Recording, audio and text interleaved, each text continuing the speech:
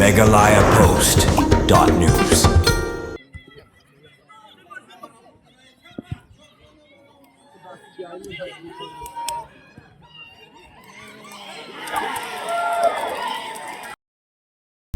Rangialehkai Bol, Kebalai, Kebelatip, Kemkatat, Ame&Sa, Knockout Football Tournament, Kebalak Pelong dekat Kynhun, Jogi Nang Tray Kam Sarkar, Bat Kebalak Chongthai,